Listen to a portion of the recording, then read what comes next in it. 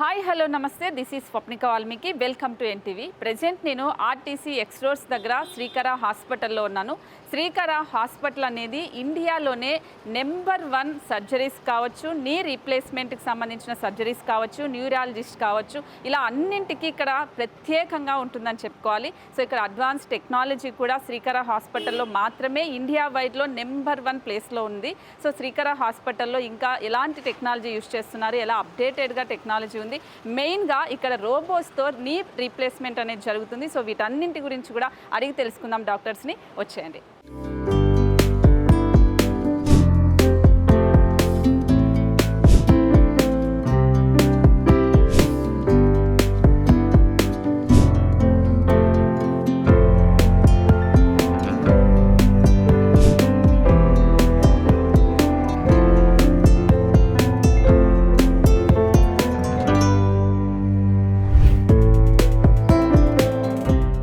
Hi hello నమస్తే this is Swapnika Valmiki welcome to NTV. So present నేను RTC X Roads దగ్గర శ్రీకర హాస్పిటల్లో ఉన్నాను. నాతో పాటు డాక్టర్ కోమల్ బొహ్రా గారు ఉన్నారు. సో న్యూరో ఫిజిషియన్ తను. సో దీనికి సంబంధించిన క్వశ్చన్స్ గురించి మేడంని అడిగి తెలుసుకుందాం. Hello ma'am. Hello. So present Srikara hospital అనేది అత్యాధునికమైన టెక్నాలజీస్తో ముందుకు వెళ్తూ ఉంది. So what is the Parkinson's and symptoms అంటే ఏం చెప్తారు మ్యామ్? సో బేసికల్లీ పార్కిన్సన్స్ అనేది మనకి నార్మల్లీ ఒక మనిషి నడవాలన్నా, మన నార్మల్ యాక్టివిటీస్ చేయాలన్నా మనకి బ్రెయిన్ నుంచి డోపమిన్ అనే పదార్థం రిలీజ్ అవుతుంది, కెమికల్. సో దాంతో మన నడక నార్మల్గా ఉండడం, మనం హ్యాండ్ మూమెంట్స్ కానీ అవన్నీ నార్మల్ ఉంటాయి. సో బేసికలీ పార్కిన్సన్స్లో ఏమవుతుంది అంటే మనకి ఏదైతే డోపమిన్ రిలీజ్ అవ్వాలో అది రిలీజ్ అవ్వదు. సో అప్పుడు మన నడక స్లో డౌన్ అయిపోవడం.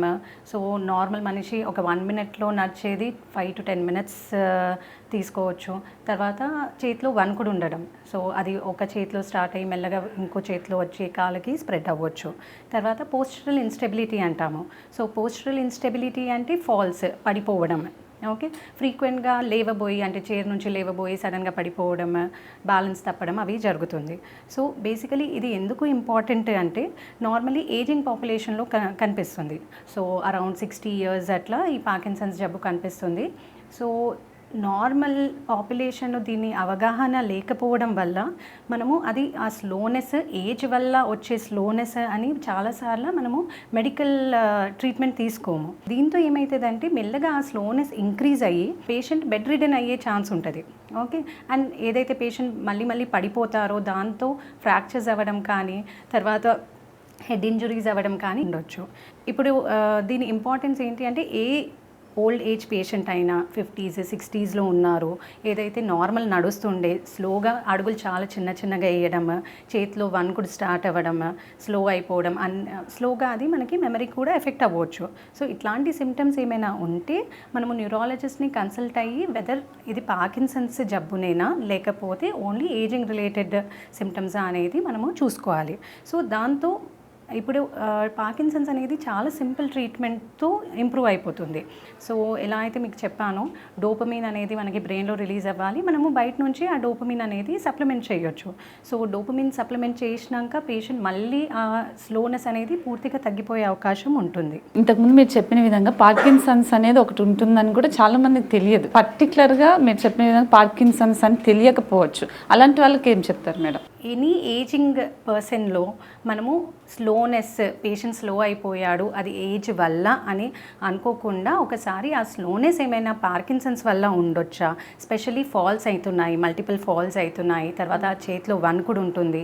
సో పార్కిన్సన్స్ ఉండొచ్చా లేదా అనేది, బికాజ్ అది క్లినికల్ ఎగ్జామినేషన్. మనం ఏదో స్కాన్ చేసేసి పార్కిన్సన్స్ డయాగ్నోస్ చేయడం అనేది ఉండదు.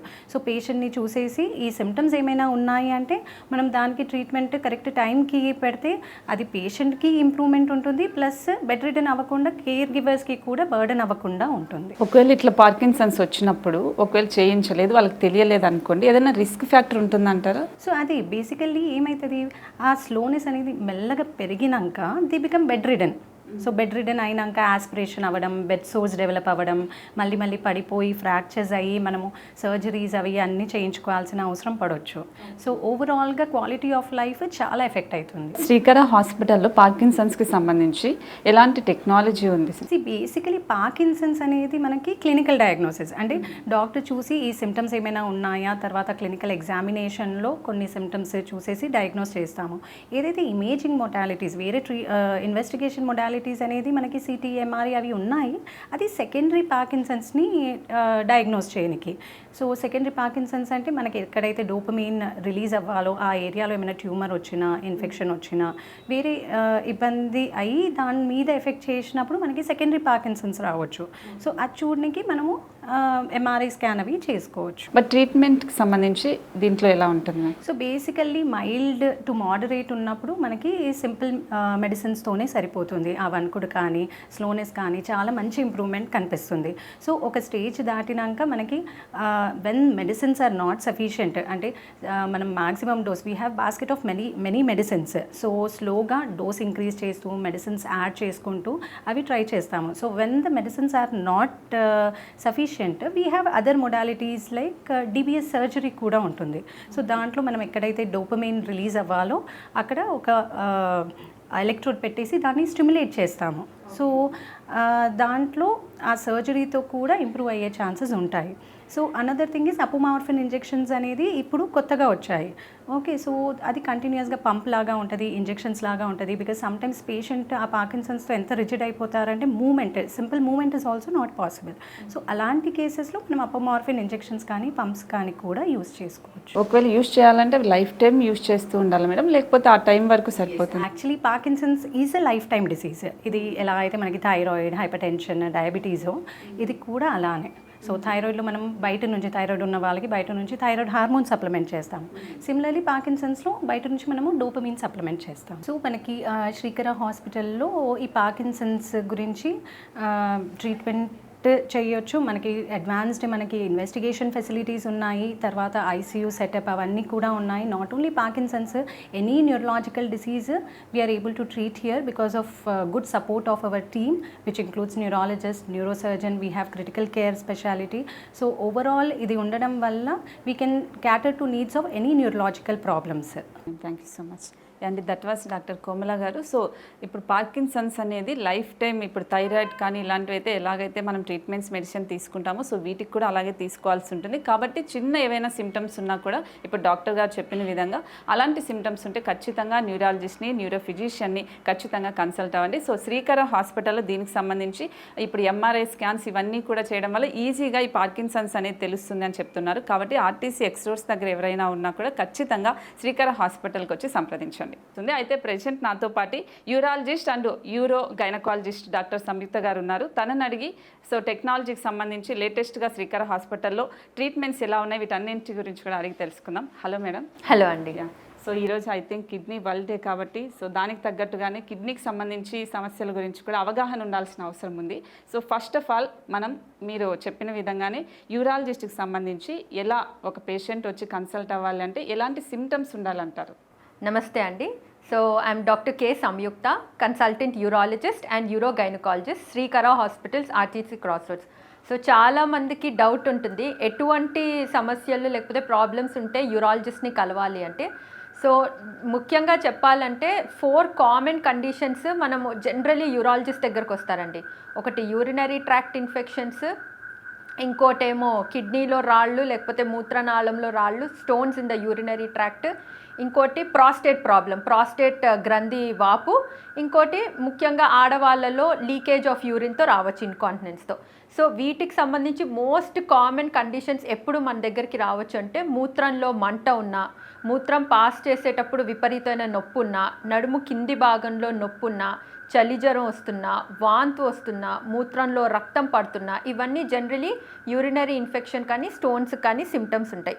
50 ఏళ్ళు పైబడిన వాళ్ళలో ప్రాస్టేట్ గ్రంథి వాపు అన్నది కామన్గా చూస్తాం కాబట్టి వాళ్ళకి మూత్రం ఎక్కువసార్లు కొంచెం వెళ్ళడం, తరచుగా ఎస్పెషల్లీ రాత్రిపూట ఎక్కువసార్లు లేవడం మూత్రం వెళ్ళడానికి, మూత్రం ఆగాగి రావడం, మూత్రం పాస్ చేయడానికి బాగా స్ట్రెయిన్ చేయడం, లేకపోతే శ్రమించడం, కొన్నిసార్లు మూత్రం ఆగిపోవడం లాంటివి రావచ్చు. ఇటువంటి వాటికి కూడా తప్పకుండా వచ్చి యూరాలజిస్ట్ని కలవాలి. అదే విధంగా 50 ఏళ్ళు పైబడిన ఆడవాళ్ళలో కూడా సేమ్ ఇటువంటి సిమ్టమ్సే ఉంటాయి. అంటే మూత్రం తరచుగా వెళ్ళడం, మూత్రం ఆపుకోలేకపోవడం, తుమ్మినా దగ్గినా యూరిన్ లీక్ అయిపోవడం, లేకపోతే కిందకి మానం ఏదో జారినట్టు తెలియడం, లేకపోతే కొన్నిసార్లు మూత్ర సంచి జారినట్టు అనిపించడం, ఇటువంటి సిమ్టమ్స్ వస్తే తప్పకుండా యూరాలజిస్ట్ని కలవాలి. చిన్న పిల్లల దగ్గరకు వచ్చేసరికి చిన్న పిల్లల్లో కూడా తరచుగా జ్వరం వస్తున్నా, తరచుగా పిల్లలు యూరిన్ పాస్ చేయడానికి ఏడుస్తున్నా, విపరీతంగా నొప్పి అని చెప్తున్నా, యూరిన్ పాస్ చేసేటప్పుడు బాగా ఏడుస్తున్నా, ఊరికేనే వాళ్ళకి ఇన్ఫెక్షన్స్ వస్తున్నా కూడా తప్పకుండా వచ్చి యూరాలజిస్ట్ని కలవాల్సిన పరిస్థితి ఉంటుంది. కిడ్నీలో స్టోన్స్ అనేది ఒకప్పుడు సర్టెన్ ఏజ్ వాళ్ళకే వచ్చేది, కానీ ఇప్పుడు 25 వాళ్ళకి కూడా వచ్చే ఛాన్సెస్ ఉన్నాయి. సో అంటే వాటర్ తక్కువగా తాగడం వల్ల అలా అవుతుందా, లేకపోతే అలా కిడ్నీలో స్టోన్స్ రావడానికి మెయిన్ రీజన్ ఏంటి మ్యామ్? అంటే ఈ కిడ్నీలో రాళ్ళు ఫామ్ అవడానికి పర్టికులర్గా ఈ ఏజ్ గ్రూప్ అంటూ లేదండి. మనం 2 నెలల వయసు నుంచి 70 ఏళ్ల వయసు వరకు ఎవరిలో అయినా కిడ్నీలో రాళ్ళు ఫామ్ అవ్వచ్చు. మీరు అన్నట్టు ఇప్పుడు మనం ఎక్కువగా ఎందుకు కిడ్నీ రాళ్ళ గురించి వింటున్నాము అంటే వర్కింగ్ క్లాస్ పీపుల్ ఎక్కువ అయిపోయారు. ఆడవాళ్ళు కానివ్వండి, మగవాళ్ళు కానివ్వండి, వర్కింగ్ క్లాస్ అవ్వడం వల్ల వాళ్ళకి ఫస్ట్ వాటర్ ఇంటేక్ బాగా తగ్గిపోతుందండి. అదొక మెయిన్ రీజన్. ఇంకోటి చాలామంది ఏం చేస్తున్నారంటే ఎస్పెషలీ లేడీస్ వాళ్ళ వర్క్ ప్లేస్లో వాళ్ళకి వాష్రూమ్స్ నీట్గా లేవని యూరిన్ చాలా గంటల తరబడి ఆపేసుకుంటున్నారు. సో యూరిన్ ఎక్కువసేపు ఆపేసుకోవడం వల్ల, వాటర్ సరిగ్గా తాగకపోవడం వల్ల తరచుగా ఇన్ఫెక్షన్స్ వచ్చే ఛాన్సెస్ ఉంటాయి. ఈ తరచుగా ఇన్ఫెక్షన్స్ రావడం వల్ల కిడ్నీలో రాళ్ళు కూడా ఫామ్ అవ్వచ్చు. ఇప్పుడు ఒకవేళ కిడ్నీలో స్టోన్స్ వచ్చాయనుకోండి, ఇక్కడ ఒకవేళ హాస్పిటల్కి వచ్చారనుకోండి, డైరెక్ట్గా వాళ్ళకి డయాలసిస్ ఇలాంటివి చెప్తారా, సజెస్ట్ చేస్తారా, లేదా వేరే టెక్నాలజీస్ ఏమైనా ఉంటాయా? అసలు కిడ్నీ రాళ్ళకి చాలా చాలా రేర్ కండిషన్స్లోనే డయాలసిస్ వరకు వెళ్తారు. Most of the time first ఎవరైనా కిడ్నీ రాళ్ళు అని మా దగ్గరకు వస్తే సిటీ స్కాన్ చేసి ఫస్ట్ అసెస్ చేస్తాం. స్టోన్ ఎక్కడుంది, దాని సైజ్ ఎంత ఉంది, దానివల్ల చుట్టుపక్కల కిడ్నీలో ఇన్ఫెక్షన్ ఉందా లేదా, ఇవన్నీ అసెస్ చేస్తాం. ఒకప్పుడు అంటే ఒక 15-20 ఏళ్ల క్రితము కిడ్నీ రాళ్ళకి ప్రొసీజర్ ఏంటి అంటే PCNL అని చేసేవారు. అంటే ఏంటంటే నడుము నుంచి కన్నం పెట్టి కిడ్నీ దాకా వెళ్ళి రాయిని పగలగొట్టి తీసేవారు. కానీ ఇప్పుడు మా దగ్గర శ్రీకరాలో ఎస్పెషలీ అడ్వాన్స్ టెక్నాలజీ ఉంది. అంటే లేజర్ ప్రొసీజర్ ద్వారానే మేము రాళ్ళని తీయడం జరుగుతుంది. అంటే ఏంటంటే దీంట్లో కుట్టు కోత లాంటిది ఎటువంటిది ఉండదు. మన నార్మల్ మూత్ర ద్వారం నుంచే చిన్న వైర్ అంతా సన్న కెమెరా సిస్టమ్ని కిడ్నీ దాకా పంపించి కిడ్నీలో కోణాన్ని ఎగ్జామిన్ చేసి చిన్న చిన్న రాళ్ళు ఉంటే కూడా లేజర్ ద్వారా ఇసుకలాగా చేసి దాన్ని సక్షన్ ద్వారా తీసేస్తాం అన్నమాట. దీన్నే RIRS ప్రొసీజర్ అంటాం. ఇది state of the art facility. మా దగ్గర శ్రీకర RTC క్రాస్ రోడ్స్లో ఉంది. లేజర్ మా దగ్గర ఉన్నది కూడా చాలా అడ్వాన్స్డ్ లేజర్ అన్నమాట. థూలియం లేజర్ 65 వాట్స్ లేజర్ ఉంది. సో ఇప్పుడు maximum number of stone surgeries మేము చేస్తుందంతా ఈ RIRS ద్వారానే. ఎందుకు అంటే ఒకటి పెయిన్లెస్ ప్రొసీజర్, దీంట్లో బ్లడ్ లాస్ అలాంటివి ఏమి ఉండదు. రికవరీ రేట్ కూడా చాలా ఫాస్ట్గా ఉంటుంది. అంటే ఇవాళ సర్జరీ చేస్తే నెక్స్ట్ డే మార్నింగ్ డిశ్చార్జ్ కూడా చేసేస్తున్నాం. స్టోన్ అనేది 3 mm ఇలా ఉన్నప్పుడే లేజర్ చేస్తారు అనేది ఒక అపోహ ఉంది. సో స్టోన్ ఏ సైజులో ఉన్నప్పుడు చేస్తారో, అలాగే శ్రీకర హాస్పిటల్లో లేటెస్ట్ టెక్నాలజీ ఏ విధంగా యూజ్ చేస్తున్నారు? సో లేజర్ అన్నది మేము ఇక్కడ చాలా ప్రొసీజర్స్లో వాడుతున్నామండి. స్టోన్లో వాడతాము, ప్రాస్టేట్లో వాడతాము, స్ట్రిక్చర్ యురెత్రాలో వాడుతున్నాము, చాలా రకాలుగా. స్టోన్ ఈ పర్టికులర్ సైజ్ అయితేనే లేజర్ చేయాలని లేదండి. మీరు అన్నట్టు 3 mm నుంచి 30 mm వరకు స్టోన్ ఉంటే కూడా లేజర్ చేయొచ్చు. సో ఓన్లీ థింగ్ ఏంటంటే అది ఎంత పొజిషన్లో ఉంది, దానివల్ల ఇన్ఫెక్షన్ ఎంత ఉంది, అవన్నీ చూసుకొని దాన్ని బట్టి డిసైడ్ చేస్తాం. Mostly about 80 to 90% of the కేసెస్ని మేము లేజర్ ప్రొసీజర్ ద్వారానే ట్రీట్ చేస్తున్నాం. ఇంకోటి ఇక్కడ మేము ఇంకా అడ్వాన్స్డ్గా ఇప్పుడు ప్రాస్టేట్కి ఒకప్పుడు TURP అని బాగా చేసేవాళ్ళం.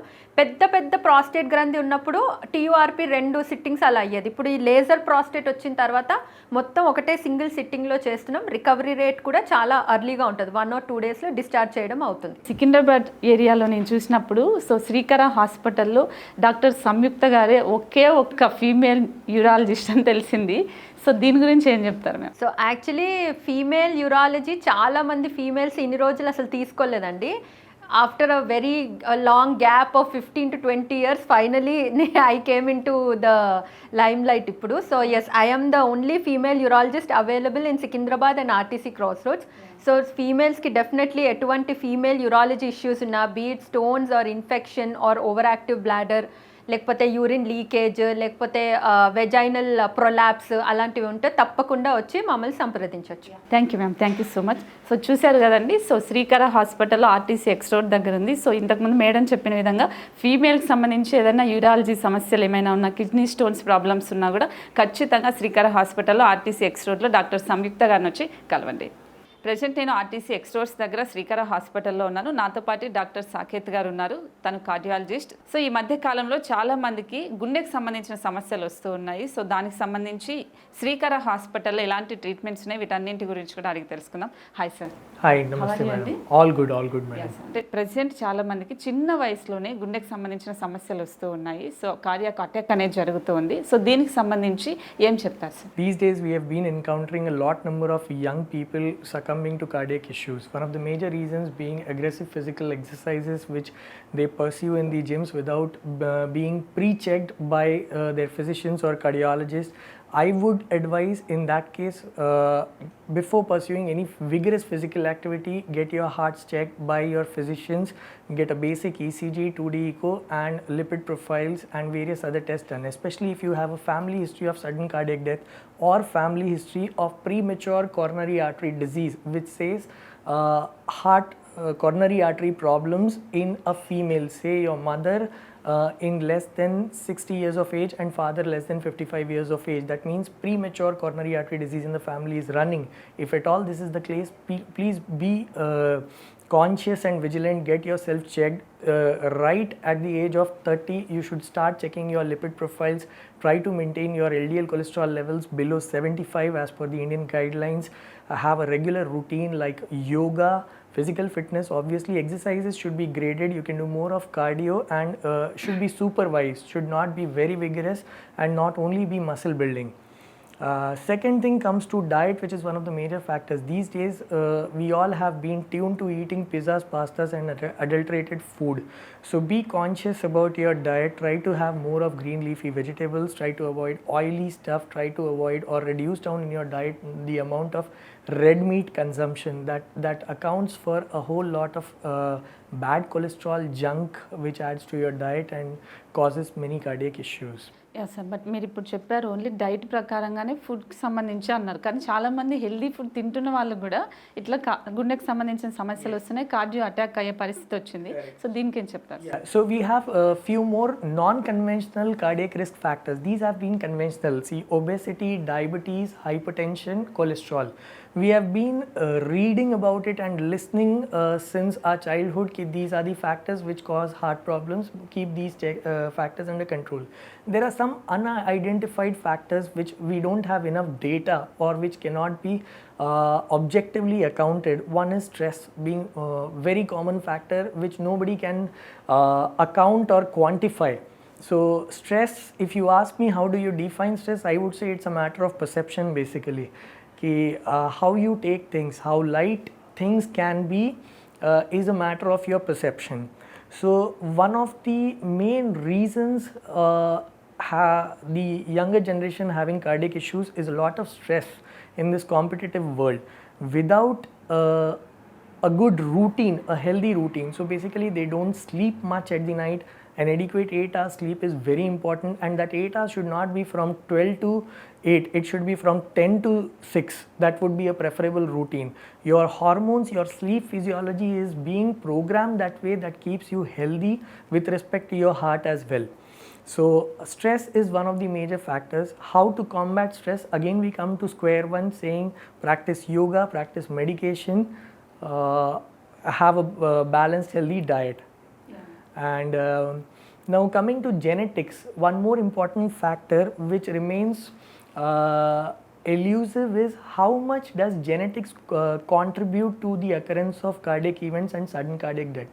So a huge number of patients, nowadays we have genetic panels, gene panels available where we can get some panel tests and get to know whether they have some high risk genes which can cause sudden cardiac death or which can cause early cardiac issues at younger age.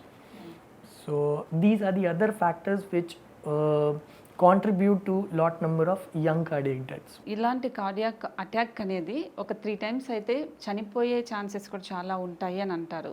But first time వచ్చినప్పుడు, second time ఇలాంటి గుండెకి సంబంధించిన pains వచ్చినప్పుడు తెలియదు చాలా మందికి.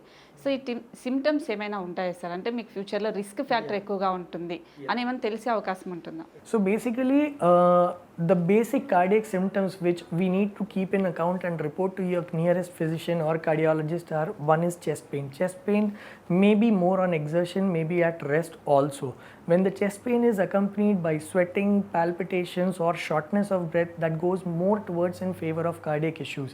There might be lung issues or gastric issues or muscular issues involved for that pain, but the dictum says rule out the dangerous cause most. If you notice any of these symptoms, please go to your nearest physician, get an ECG done, get it checked.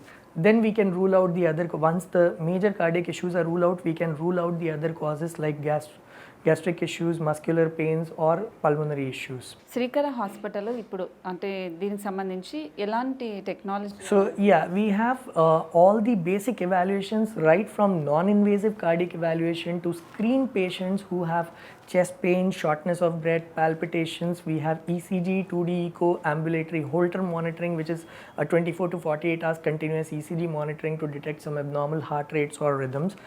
Coming to the invasive part, once a patient has significant changes in the ECG echo, we have an advanced, well-equipped cath lab machine where we can do angiograms, and in case needed, we can also do emergency angioplasties. We do pacemakers here for people who have slower heartbeats or who have heart blocks. Yeah అండి. So ఏదైనా చిన్న సమస్య అంటే గుండెకి సంబంధించి chest pain ఏదైనా ఉన్నా కూడా ఖచ్చితంగా ఈసీజీ టెస్ట్ చేయించుకోవాలని డాక్టర్ గారు చెప్తూ ఉన్నారు. సో అలాగే శ్రీకర హాస్పిటల్లో గుండెకి సంబంధించి ఏదైనా ప్రాబ్లమ్స్ ఉన్నా ఇక్కడ హైలీ అప్డేటెడ్ టెక్నాలజీ అనేది యూజ్ చేస్తున్నారు. కాబట్టి ఖచ్చితంగా ఆర్టీసీ ఎక్స్ రోడ్లో ఉన్న శ్రీకర హాస్పిటల్ని కన్సల్ట్ అవ్వండి. సో మీకు ఏ సమస్య కార్డియాక్ అనే కాకుండా ఇంతకుముందు చెప్పిన విధంగా ఏ సమస్య ఉన్నా కూడా ఖచ్చితంగా శ్రీకర హాస్పిటల్ని సంప్రదించండి. అయితే నాతో పాటు డాక్టర్ ఇమ్రాన్ గారు ఉన్నారు. తను neuro surgeon and spine surgeon. So దానికి సంబంధించి సమస్యల గురించి అలాగే సొల్యూషన్స్ గురించి అడిగి తెలుసుకుందాం. Yes sir. Hi sir. So brain tumours అంటే ఏంటి, అసలు సిమ్టమ్స్ ఎలా ఉంటాయి సార్ ఒకసారి చెప్పండి. బ్రెయిన్ ట్యూమర్స్ ఒక వర్డ్లో ట్రాన్స్లేట్ చేయాలంటే మెదడులో కంతి. అంటే నార్మల్గా బ్రెయిన్ అనేది చాలా కాంప్లెక్స్ ఉంటుంది. దాంట్లో every structure has its own అంటే గ్రోత్ రేట్ ఉంటుంది అనమాట. కొన్ని సందర్భాల్లో ఏమవుతుందంటే కొన్ని సెల్స్ అసాధారణంగా ఎక్కువ రేట్లో గ్రోత్ అవ్వడం జరుగుతుంది అనమాట. సో ఈ హై స్పీడ్ గ్రోత్ ఉన్న సెల్స్ని మనం యూజువల్లీ ట్యూమర్ అంటాము. తెలుగులో మాట్లాడితే దాన్ని కంతి అంటాం అనమాట. సో ట్యూమర్ బ్రెయిన్లోనే ప్రైమరీగా రావచ్చు. అంటే మెదడు నుంచి కానీ మెదడు పొరల్లోంచి కానీ వచ్చే ట్యూమర్స్ని మనం ప్రైమరీ బ్రెయిన్ ట్యూమర్స్ అంటాము. కొన్ని సందర్భాల్లో కొంతమంది పర్సన్స్లో లంగ్లో ప్రైమరీ ట్యూమర్ ఉండొచ్చు. అది రక్తం ద్వారా వ్యాపించి బ్రెయిన్కి చేరుకోవచ్చు, అక్కడ గ్రో అవ్వచ్చు. సో అలాంటి ట్యూమర్స్ని మనం మెటాస్టాటిక్ ట్యూమర్స్ అంటాం అనమాట. సో ప్రైమరీగా అంటే కామన్గా చూడాలంటే ఒకటి ప్రైమరీ బ్రెయిన్ ట్యూమర్స్ ఉంటాయి, ఒకటి సెకండరీ బ్రెయిన్ ట్యూమర్స్ ఉంటాయి. సో ఈ రెండింటి వల్ల వచ్చే సిమ్టమ్స్లో డిఫరెన్స్ పెద్దగా ఉండకపోవచ్చు. కాకపోతే అది వచ్చే అంటే ఆ ట్యూమర్ పెరుగుతున్న లొకేషన్ని బట్టి లేకపోతే ఆ పెరుగుతున్న స్పీడ్ని బట్టి ఏ సబ్స్టెన్స్ నుంచి వస్తుందా, అంటే నర్వ్ నుంచి వస్తుందా లేకపోతే బ్రెయిన్ సబ్స్టెన్స్ నుంచి వస్తుందా, దాన్ని బట్టి సిమ్టమ్స్ ఆధారపడి ఉంటాయి. కామన్గా తలనొప్పి రావడము, తరచుగా తలనొప్పి రావడము, ఉదయాన్నే ఎక్కువగా ఉండడము, దాంతోపాటు వికారంగా ఉండడము, వాంతులు రావడము, లేకపోతే కంటి చూపు మందగించడము, ఇలాంటివి జరగవచ్చు. కొన్ని సందర్భాల్లో ఫర్ ఎగ్జాంపుల్ చిన్న మెదడులో వచ్చినప్పుడు బ్యాలెన్స్ సరిగా ఉండకపోవడం, బ్యాలెన్స్ ఇష్యూస్ రావడము, కొన్ని నరాల నుంచి వచ్చినప్పుడు వినికిడి సరిగా ఉండకపోవడము, కొన్ని సందర్భాల్లో ఒక సైడ్ పక్షవాతం రావడం అంటే కాళ్ళు చేతులు పడిపోవడం లాంటివి జరగవచ్చు. ఇంకొన్ని సందర్భాల్లో మతిమరుపు లేకపోతే సింపుల్గా పర్సనాలిటీ చేంజెస్ కూడా బ్రెయిన్ ట్యూమర్స్లో మనం చూస్తూ ఉంటాం. బట్ ఒకవేళ ఎవరైనా పేషెంట్ ఇలా బ్రెయిన్ ట్యూమర్స్ అని వచ్చినప్పుడు సో వాళ్ళని ఎలా ట్రీట్ చేస్తారు, డయాగ్నోస్ చేయడానికి ఎలాంటి టెక్నాలజీస్ ఇక్కడ ఉన్నాయి సార్? నార్మల్గా బ్రెయిన్ ట్యూమర్ అని సాధారణంగా డైరెక్ట్గా రాకపోవచ్చు. చాలాసార్లు పేషెంట్స్ మినిమల్ సిమ్టమ్స్ అంటే తలనొప్పితో వాంతులతో రావచ్చు. సో ఇలాంటి సందర్భాల్లో క్లినికల్గా ఎగ్జామిన్ చేయడం జరుగుతుంది. ముందు ఎక్కడైతే మనకు డౌట్ ఉంటుందో వాళ్ళ ఏజ్ని బట్టి, వాళ్ళ ఇంతమంది రిస్క్ ఫ్యాక్టర్స్ని బట్టి మనం ఏం చేస్తామంటే ఎంఆర్ఐ బ్రెయిన్ చేస్తాం అన్నమాట. సో ఎంఆర్ఐ బ్రెయిన్ అనేది ఒక అంటే this is the best tool అనమాట. అయితే దీంట్లో కూడా కొన్ని అడ్వాన్స్ టెక్నిక్స్ వచ్చాయి ఇప్పుడు. అంటే కాంట్రాస్ట్ ఇవ్వడం వల్ల ఎంఆర్ఐ విత్ కాంట్రాస్ట్ చేయడం వల్ల ఏమవుతుందంటే బ్రెయిన్ ట్యూమర్ యొక్క ఎగ్జాక్ట్ లొకేషన్ దాని ఎక్స్టెంట్ తెలుస్తుంది. దాంతోపాటు ఎంఆర్ స్పెక్ట్రోస్కోపీ అనే ఒక టూల్ ఉంటుంది. దాంతో మనం దాని యొక్క కెమికల్ నేచర్ని డయాగ్నోస్ చేయడం జరుగుతుంది. అంటే ఒకసారి ట్యూమర్ అవ్వచ్చు, ఒకసారి సింపుల్ ఇన్ఫెక్షన్ కూడా కావచ్చు. సో టీబీ ఇన్ఫెక్షన్ లాంటివి చిన్నగా సైజు ఉన్నప్పుడు దాన్ని మందులతోనే, సర్జరీ కూడా లేకుండా మందులతోనే ట్రీట్ చేయొచ్చు. దానికి మనకి ఎంఆర్ స్పెక్ట్రోస్కోపీ అనేది హెల్ప్ చేస్తుంది. బికాజ్ ఎంఆర్ స్పెక్ట్రోస్కోపీతో బయాప్సీ కూడా లేకుండా మనకి అది ఇన్ఫెక్షనా లేకపోతే బ్రెయిన్ ట్యూమరా అనే ఒక హింట్ దొరుకుతుంది. కాబట్టి you can still go ahead with even medical management. Srikara హాస్పిటల్లో దీనికి సంబంధించి ఎలాంటి టెక్నాలజీ యూస్ చేస్తున్నారు? సో మన దగ్గర డయాగ్నోసిస్ వరకు వచ్చేసరికి we have an advanced city, we also have an advanced MRI with DWM modalities ఉంటాయి, వేర్ వీ కెన్ డిఫరెన్షియేట్ అంటే ఇన్ఫెక్షన్ లేకపోతే ఇన్ఫెక్షన్ ఆర్ యాప్సెస్ని ట్యూమర్ని డిఫరెన్షియేట్ చేయొచ్చు. స్పెక్ట్రోస్కోపీ ద్వారా ట్యూమర్ యొక్క కెమికల్ నేచర్ని ఫైండ్ అవుట్ చేయొచ్చు. సో ఈ అడ్వాన్స్ టెక్నాలజీస్ ఉండడం వల్ల ఏమవుతుందంటే మనకి ట్యూమర్ యొక్క లొకేషన్, ట్యూమర్ యొక్క క్యారెక్టరిస్టిక్స్ అన్నీ క్లియర్గా తెలిసే అవకాశం ఉంటుంది. సర్జరీ ప్లాన్ చేసే అసలు సర్జరీ ప్లాన్ చేయాలా వద్దా, ఒకవేళ సర్జరీ ప్లాన్ చేస్తే ఏ రూట్లో వెళ్ళాలి అనేది కూడా మనకి క్లారిటీగా వచ్చే అవకాశం ఉంటుంది. బ్రెయిన్ ట్యూమర్స్కి సంబంధించి ఇక్కడ ట్రీట్మెంట్ ఆప్షన్స్ ఎలా ఉంటాయి? సో యూజువల్గా బ్రెయిన్ ట్యూమర్కి సంబంధించిన వరకు 3 మొడాలిటీస్ ఉంటాయండి. ఒకటి సర్జరీ, ఒకటి radiotherapy and other this chemotherapy. First and most important thing is surgery. ఎందుకంటే surgery is the only way, అంటే దీని ద్వారానే మనం మొత్తం ట్యూమర్ని వీలైనంత వరకు బయటకు తీయవచ్చు. అయితే బ్రెయిన్ సర్జరీస్ ఏవైనా కానీ క్లిష్టంగా ఉంటాయి. ఓకే, సో నార్మల్ బ్రెయిన్ని మినిమల్గా డ్యామేజ్ అంటే ప్రతి ఇంపార్టెంట్ బ్రెయిన్లో. For example other parts of బాడీలో, ఫర్ ఎగ్జాంపుల్ చేతిలో కానీ ఎక్కడైనా ట్యూమర్ వచ్చిందనుకోండి, ఒక లార్జ్ మార్జిన్ తీసుకొని ఆ చెయ్యిని తీసేయడం అలాంటివి చేయొచ్చు. ఓకే, కానీ బ్రెయిన్లో అలాంటి అవకాశం లేదు. బ్రెయిన్లో నార్మల్ బ్రెయిన్ని ప్రొటెక్ట్ చేయడం చాలా ఇంపార్టెంట్, బ్రెయిన్ ట్యూమర్ తీయడం అంతే ఇంపార్టెంట్. కాబట్టి we use a term called maximal safe resection. So maximal safe resection చేయాలి అని అంటే మనకి అడ్వాన్స్ టెక్నాలజీ లేకుండా చేయడం అనేది దాదాపు ఇంపాసిబుల్. సో దానికి స్పెసిఫిక్గా మైక్రోస్కోప్ అంటే సర్జికల్ మైక్రోస్కోప్, దాంట్లో స్పెసిఫిక్గా న్యూరో మైక్రోస్కోప్ అనేది చాలా important. We have an advanced neuro microscope. So brain tumours, even deep seated brain tumours కూడా ఇక్కడ చేయడం జరుగుతుంది అన్నమాట. పిట్యూటరీ ట్యూమర్స్ నుంచి ఇంకా వెంట్రికులర్ ట్యూమర్స్ కానీ ఈవెన్ సర్ఫేస్ ట్యూమర్స్, అన్ని రకాల ట్యూమర్స్ని ఇక్కడ ట్రీట్ చేస్తున్నాం. శ్రీకర హాస్పిటల్ RTC క్రాస్ రోడ్స్లో we work like a team. We have a department of neurosciences. నేను doctor Imran, consultant neuro surgeon and spine surgeon. Along with me, another neurosurgeon, Dr. Sandeep Raja is also there. And నాతో పాటు doctor Komal Bohra neuro physician ఉంటారు. So team work ఆ team అప్రోచ్లో ఉండడం వల్ల ఏమవుతుందంటే కేసెస్ని diagnose చేయడం ఈజీగా, తొందరగా జరగవచ్చు, ఈజీగా చేయొచ్చు. అండ్ అపార్ట్ ఫ్రమ్ దట్ మాకు సపోర్ట్ చేయడానికి అడ్వాన్స్డ్ డయాగ్నోస్టిక్ మొడాలిటీస్ ఉన్నాయి. One is advanced city brain ఉంది, సిటీ స్కాన్ ఉంది. దాంతోపాటు అడ్వాన్స్డ్ MRI మెషిన్ ఉండడం వల్ల మేము అంటే ట్యూమర్స్ని కానీ ఇన్ఫెక్షన్స్ని కానీ డయాగ్నోస్ చేయడం ఈజీ అవుతుంది. అండ్ దాంతోపాటు సర్జరీ చేసేటప్పుడు మాకు న్యూరో అడ్వాన్స్డ్ మైక్రోస్కోప్ వల్ల ఉండడం వల్ల ఏమవుతుందంటే బ్రెయిన్ని మినిమల్ డ్యామేజ్తో ట్యూమర్ని వీలైనంత వరకు తీసి బెస్ట్ అవుట్కమ్స్ ఇచ్చే ఛాన్సెస్ ఉంటాయి. Thank you sir, thank you so much. That was Imran గారు. సో ఎవరికైనా కూడా డెఫినెట్లీ ఇంతకుముందు చెప్పిన విధంగా బ్రెయిన్ ట్యూమర్స్ కానీ ఇలాంటివి ఏవైనా కూడా, ఎందుకంటే ఇక్కడ అడ్వాన్స్ శ్రీకర హాస్పిటల్స్లో అడ్వాన్స్ సిటీ స్కాన్ ఉంది, అలాగే అడ్వాన్స్గా MR స్కాన్స్ కూడా ఉన్నాయి. కాబట్టి ఈజీగా దాని సమస్య ఏంటనేది ఫైనలైజ్ చేయగలుగుతారని డాక్టర్ చెప్తూ ఉన్నారు. కాబట్టి ఎవరైనా కూడా న్యూరాలజిస్ట్కి సంబంధించిన సమస్యలు ఏమున్నా కూడా ఖచ్చితంగా సంప్రదించండి.